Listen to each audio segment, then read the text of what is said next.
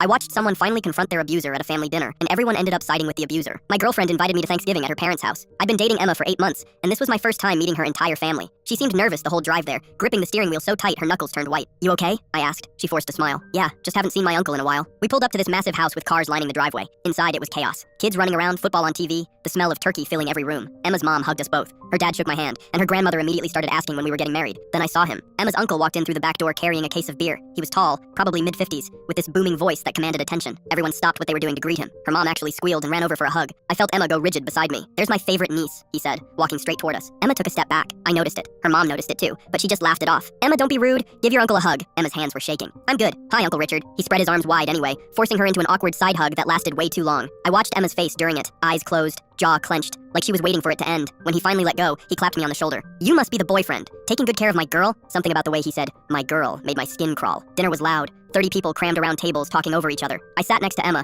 who barely touched her food. Across from us sat Uncle Richard, telling stories that had everyone laughing. He was charismatic, funny, the kind of person who owned every room he walked into. But every few minutes, his eyes would drift to Emma, and she'd look down at her plate. Halfway through dinner, Emma's cousin started talking about college. She mentioned something about staying in the dorms instead of coming home for breaks. Uncle Richard laughed. "What, we're not good enough for you anymore?" The cousin smiled nervously. "No, I just like having my own space." "I get it," Uncle Richard said. Emma was the same way. Always needed her space. Too good for family time. Emma's fork clattered against her plate. Everyone looked at her. "You okay, honey?" her mom asked. Emma was staring at Uncle Richard. Her hands were trembling so hard the table shook. "Say it," she whispered. Uncle Richard raised an eyebrow. "Say what?" "Say why I needed space." The room went quiet. Even the kids stopped running around. Her mom laughed uncomfortably. "Emma, what are you talking about?" Emma stood up. Tears were streaming down her face now. "I was 12, she said. Her voice was shaking but clear. "I was 13 years old, and you came into my room during the family reunion. You touched me. You told me it was our secret." My stomach dropped. Uncle Richard's face didn't change. He just looked at her with this sad, disappointed expression. "Emma," he said softly. "Sweetheart, I think you're confused." "I'm not confused," she screamed. "It happened again when I was 14 and 15. You'd find me alone and corner me. You'd say things, touch me, and I was too scared to tell anyone because you were everyone's favorite." Her grandmother stood up. Emma rose. "That is enough." Emma turned to her. "Grandma, I'm telling you what happened. Your uncle would never do something like that. He's a good man." Emma looked around the table. "Mom? Dad? Someone?" Her mom was crying, but not for the reason I thought. "Honey,